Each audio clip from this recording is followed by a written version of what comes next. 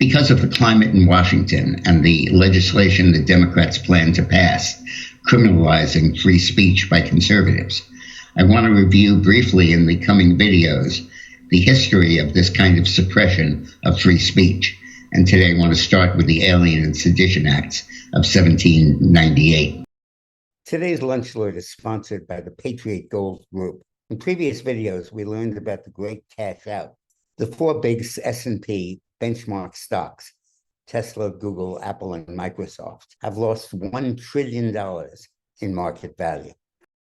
Under the Adams administration, there was a serious danger of a war with France, as the French resolved to stop our commerce with Britain and try to enforce an embargo of Britain by sinking American ships that were trading with them.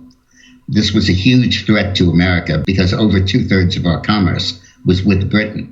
The French literally were seen to be possibly invading the United States. And to prepare for that, Adams commissioned the building of a fairly significant navy, which was to serve us in good stead in the War of 1812. But at the same time, he passed 4 laws collectively known as the Alien and Sedition Acts. They extended the time you needed to live here to become a citizen from 5 years to 14 years because most of the new immigrants voted Republican, which is to say for the Jefferson Party. And they also allowed broad freedom to deport any alien who lived here if they were suspected of sedition. But the most important law was the Sedition Act, which made it a crime to make any false, scandalous, and malicious writing against Congress or the president, and made it illegal to conspire to oppose any measure or measures of the government. Interestingly enough, it exempted the vice president from this protection because it was Thomas Jefferson. The act was vigorously enforced. 26 people were prosecuted under it, and a Congressman, Matthew Lyons from Vermont, was imprisoned, sentenced to 4 months in jail, which he served, and he was reelected from a jail cell. But the Alien and Sedition Acts are a scar on the Adams presidency that is enduring and lasting and outshines his other achievements. The precedent of outlawing speech and outlawing criticism of the government was at the very beginning of our republic in 1798, only 7 years after our first presidential election. Now we seem to be headed down that road again. A very slippery slope and a very dangerous one. Today's Lunch Lord is sponsored by the Patriot Gold Group.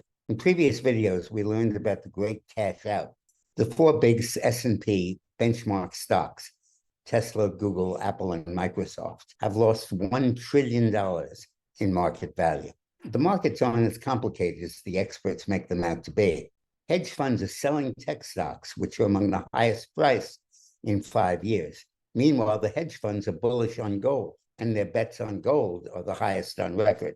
So hedge funds are selling tech and buying gold. This is sponsored by the Patriot Gold Group. Isn't it time you got on board? Now, the Patriot Gold Group offers no fee for life IRAs to viewers of these videos, and they've extended that offer and lowered the minimum required to get in. So call the Patriot Gold Group and ask about the no fee for life IRA. Stay well.